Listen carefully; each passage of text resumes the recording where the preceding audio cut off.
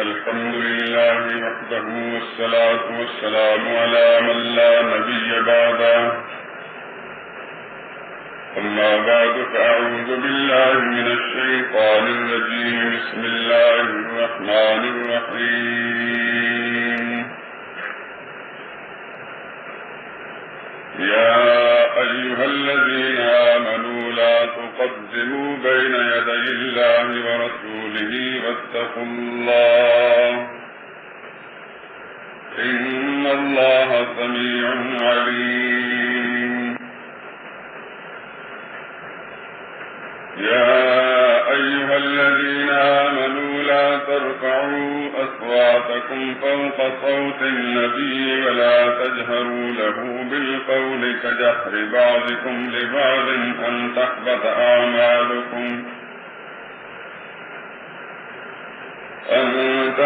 أعمالكم وأنتم لا تشعرون إن الذين يغضون أصواتهم عند رسول الله أولئك الذين امتحن الله قلوبهم للتقوى لهم مغفرة وأجر عظيم إن الذين ينادونك من وراء الحجرات أكثرهم لا يعقلون ولو أنهم صبروا حتى تخرج إليهم لكان خيرا لهم والله غفور رحيم يا أيها الذين آمنوا إن جاءكم فاسق بنبأ فتبينوا أن تصيبوا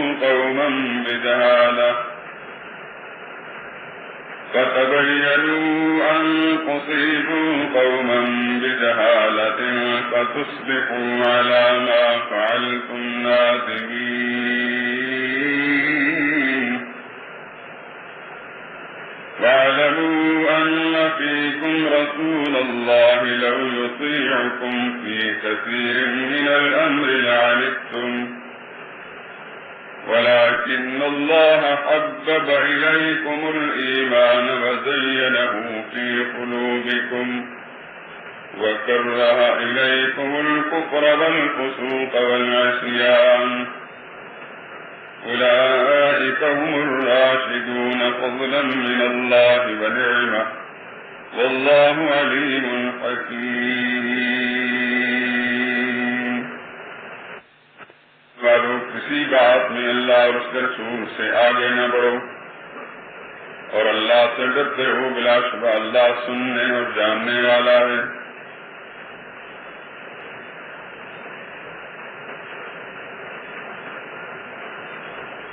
اے ایمان والو،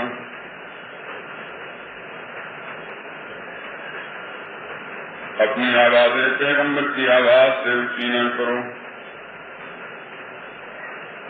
اور جس طرح آپس میں ایک دوسرے سے تڑپ کر بولتے ہو ان سے مت تڑپو. ایسا نہ ہو کہ تمہارے اعمال ضائع ہو جائیں اور تم کو خبر بھی نہ ہو.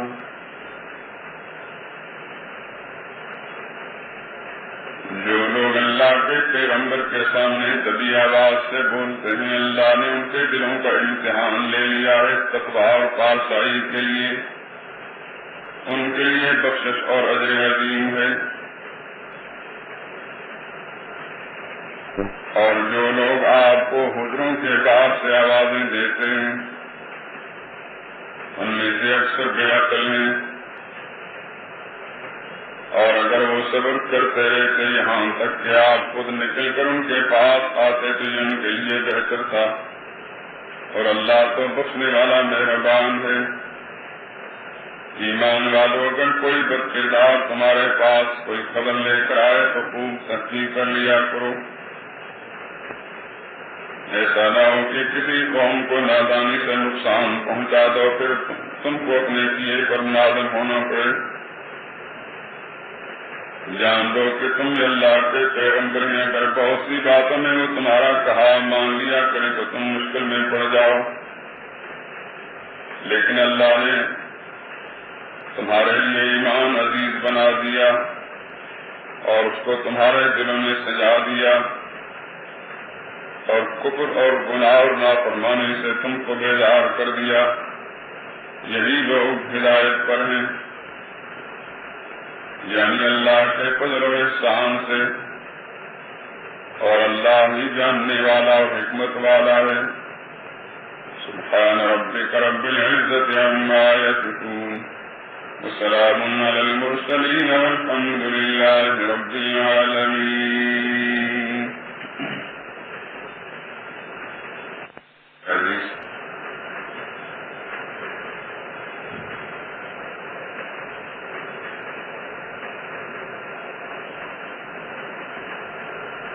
گزشتہ سے پیوستہ متعدد مجالس میں ایک مضمون جو بیان ہوتا چلا رہا تھا، اس سلسلے میں جو بنیادی اور ضروری باتیں تھیں وہ تو آپ حضرات کی خدمت میں پیش کر دی. البتہ دلائل اور شواہد سے ایک چیز کا بیان نہیں ہو سکا کہ سیدنا حسین رضی اللہ تعالی عنہ کو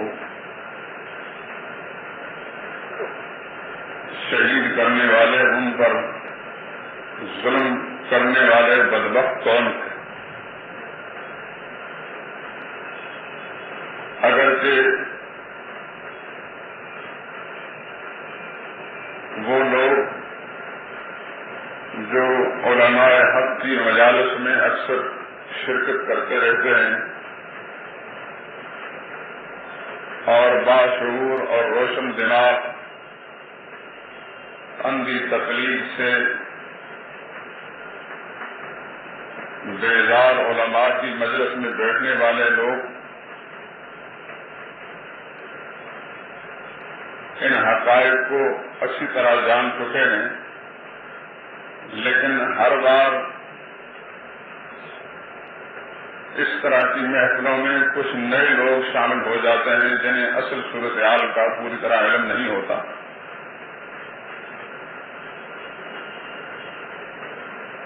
ان کی مصلحت کی خاطر میں نے یہ مناسب سمجھا کہ آج اس مضمون کو میں سمیٹ دوں اور کچھ کتابوں کے حوالے جو کتابیں میں ساتھ لایا ہوں ان حوالوں سے آپ پر یہ بات واضح کر دوں، منکشف کر دوں کہ سیدنا حسین رضی اللہ تعالیٰ عنہ کو ظالمانہ طور پر خاندان کے افراد سمیت شہید کرنے والے وہی لوگ تھے جنہوں نے خط لکھ کر اور وفد بھیج کر کوفہ سے بلایا تھا. یہ جو نسلاً بعد نسل صدیوں سے ہم ابن عن جد سنتے چلے آئے اور آج تقریباً ہر ان پڑھ اور ہر جاہل انسان، بلکہ اصطلاحی معنوں میں جو پڑھے لکھے لوگ ہیں وہ بھی ہمارے خیال کے مطابق ان پڑھ ہی ہیں جب انہیں اس بات کی خبر نہیں. تو ان پڑھوں میں بھی شامل ہوں گے کہ وہ بھی اسی دماغ سے سوچتے ہیں، اسی آنکھ سے دیکھتے ہیں، اسی زبان سے بولتے ہیں جو عبداللہ بن سبا یا ان کی مانوی ضروریت اور اولاد کی زبان ہے یا ان کی سوچ ہے. ابھی حال میں حکومت کے ایک بڑے اعلیٰ عہدیدار نے، نام لینے میں کوئی مصلحت نہیں ہوگی، مجھے ٹیلی فون پر کہا کہ میں نے اپنے کورس کے سلسلے میں تقریر کرنی ہے تو مجھے کچھ دلائل چاہیے. کسی نے آپ کا حوالہ دیا. خیر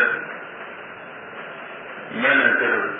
قرآن پاک اور حدیث سے بڑے کچھ حوالے انہیں ٹیلی فون پر لکھوائے. اس ضمن میں انہوں نے کچھ باتیں آؤٹ آف کوشچن اپنے اس مدعا سے باہر مجھ سے کی کہ فلاں صاحب نے مجھے کچھ لٹریچر دیا ہے اور میری آنکھیں اب کھلی ہیں کہ ہم ساری زندگی کیا سوچتے تھے. میں نے کہا